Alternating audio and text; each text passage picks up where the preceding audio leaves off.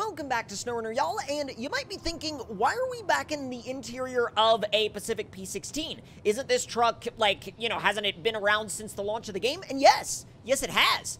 However, there are two mods, and one being a mod that has been out for a while that I have shown y'all before on the channel, and then another one that just came out, at least as of the date of recording this video. Now, if you're looking in the mirrors right now, you might be able to kind of get a clue at what you're about to see. But if not, just rest assured that this mod combination of truck and trailer is essentially the most authentic Pacific P16 experience in terms of what you would be, looking at in the real world that we've ever had in SnowRunner in terms of mods. Now, if you actually look up real-world footage of a Pacific P16 working out in the wilderness, you will see them hauling enormous loads of lumber, and I mean absolutely gigantic, like loads of lumber that most people would look at in SnowRunner and go, that's unrealistic, no truck would ever haul that in the real world. And actually, yes, these things do, while they are screaming the absolute crap out of these Detroit diesel engines, which this truck actually has a realistic sound file of. So, what we're going to be doing is we're going to be combining the mods of the truck by Fonta Workshop and the trailer by, I don't remember the name of the mod creator offhand right now. Let me go ahead and check to verify that I'm getting the name of the mod creator right. The name of the mod creator for the trailer is TWM Modding, and that was the name that I had in mind, but I just wanted to make doubly sure that I got it right before going ahead and announcing it. So, without any further ado and without any more rambling on, let's fire this thing up and see what the combination of the truck and the trailer mod is like to drive. So let's fire this thing up, get to listen to that air starter.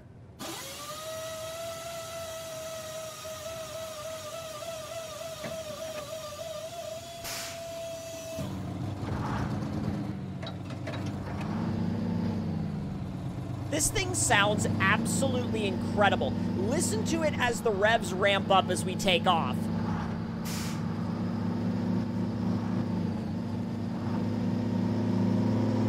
Ooh, the trailer is so wide, too. You have to be really careful going out of there. I normally don't have to be that careful on my way out of the garage, but in this thing, at least with this trailer behind it, I absolutely do.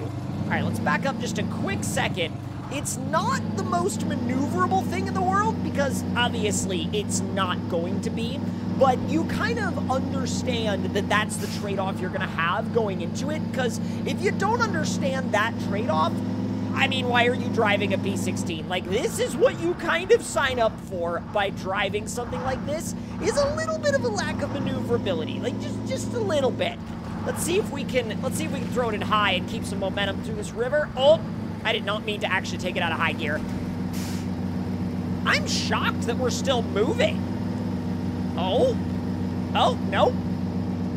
It's screaming away, but it is moving. I mean, for a little bit there, I was like, it's probably going to stall out, but no, not even remotely.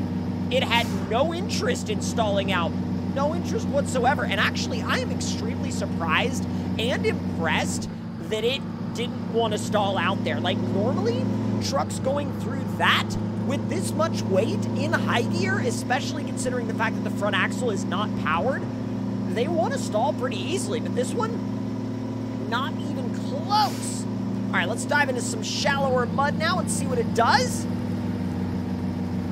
It's still moving out. I mean, it's screaming away, but it's moving out. This thing is so impressive. It really is, and not only is it insanely impressive, but doing it with a load of lumber that enormous behind you, that takes it to another level. And especially now that we have a mod that actually, like, realistically replicates the size of lumber loads that these things haul in the real world, that just, again, takes it up yet another level. Let's see if we can make this turn. Get all the way back around. I actually don't know if we can make it all the way back around. We probably can't make it through mud this thick in high. It's gonna sink. It's gonna sink! All right, low range, lockers on. all that weight behind us is actually going to help us push those rear tires into the ground. So that's actually going to give us a little bit more grip. It's still not having any issues. And it's doing all of this with no power going to the front axle. I mean, well, uh-oh. Maybe like all the way down and low? Like all the way, all the way? Oh, it's moving. Managed to get a little bit more momentum out of it. Just a little bit. But we did get it unstuck. That's really impressive. Come on. God, look at that thing shaking under there. That engine is just absolutely trying its best. I mean, it would have to. Look at what's behind it. Let's see if we can make our way around to... Oh, actually... you know what? I thought about it, but I was like, nah, we're not going to do that. I was like, I thought about doing the flex ramps, but A, I feel like that's kind of pointless, and B, I feel like it's just asking for trouble. Now, here's my question. Should we or should we not do the dips obstacle? I kind of feel like it's a bad idea. Like, I'm looking at it, and I'm like, I don't know about it. And you know what? Since we kind of already know how the dips obstacle is going to turn out, instead of that, we're actually going to do a test that is going to be a lot better representative of what you might run into on a real campaign map with this setup, and that is this back road trail up here on the right. So let's go ahead and make our way on up here. You know what? Yeah, we're gonna ignore that sign and just let the trailer take it out, because that's fine. And now, this is where things are going to get really interesting. Let's see how it does along this back road, because this is really tight, it's really muddy, it's really rutted out, there's a bunch of trees all over the place, and there's a lot for this thing to contend with.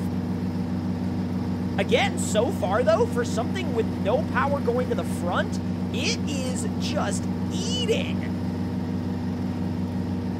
Let me go up to the left side just a little bit here to try to set myself up a little better. I'm going to try to go through the middle of this bog and then go over to the right. Ooh, it's getting a little leany. Can I just, like, turn some attention to the fact that I'm still in high? And it's still, well, actually, it was going. It was. Low range and lockers. Come on. Come on. Easy. Oh. Come on. Come on. Here we go. Let's see if we can just get it just around this tree. Little bit of winch action. Not much. Not so much that it was an issue, but we're almost there now. It is really... Oh my god, it's all up in that tree. I am not used to loads of lumber being this enormous in this game. Like, not even close. Come on. Come on. I think we might just be in a good enough place to shift it back into high. Let's see. Oh, we are pulling a tire, though. I mean, it's working. It's working well enough. Just well enough. Let's see if we can run these over real quick. And we're about to make it out of here. Although, making it back around to the paved section is actually kind of tricky because there is a mud pit that you have to go through along the way that you either end up having to go through the really, really deep part, or if you don't want to do that, you have to end up going through it at an extreme angle, and neither one of those are probably going to play out very well for us. So I think we're just going to go through the mud, and this mud is kind of deep. It's actually quite bad. So far, it's handling it in high, which, again, I did not expect. Oh. Oh? I mean, we're still moving. Not anymore. Okay. When the mud gets deep enough, it basically seems like it's fine up to a certain mud depth, and then that's when the lockers become necessary. It's like once it gets to a certain depth, it's like, boom, right there, the lockers instantly become necessary. God, look how it just keeps pulling a tire off the ground in the front. That is about as epic as it gets with a truck like this. But now, it's time to head up the hill and hit the bridge jump, because the bridge jump is always that final test that we have to do. Now, on something like this, especially with that large of a load of lumber, we will probably blow out the entire suspension by the time we actually hit the ground. And I am prepared for that. I have a feeling that that's not far off from what's going to happen. But then again, it wouldn't really be a video on this channel without doing the bridge jump at the end of the test. Now, would it? I feel like that's kind of become like a thing now for us. Up and up the crest of the hill. It should be okay up here. Oh, wow. Yeah, okay. The trailer's not so long that it becomes an issue. Ooh, let's see if we can make this turn. This is extremely tight, so if we make it, I'll be really impressed. Actually, again, the trailer length is really playing out in our favor here.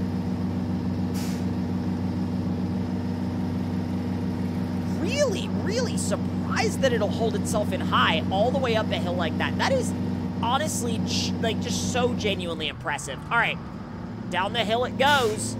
There's 4th, 5th, neutral. Just send. Come on. And send it. Now, here's my question. Is the lumber is kind of on the edge. Is the suspension completely blown out? No. I mean, it's close. Well, actually, no, it's not even close. It's like halfway down, which isn't even bad. But with that being said and done, y'all, if you enjoyed this video, let me know your thoughts and opinions in the comments below. Hit the like button if you enjoyed, subscribe if you're new, and I'll see y'all next time.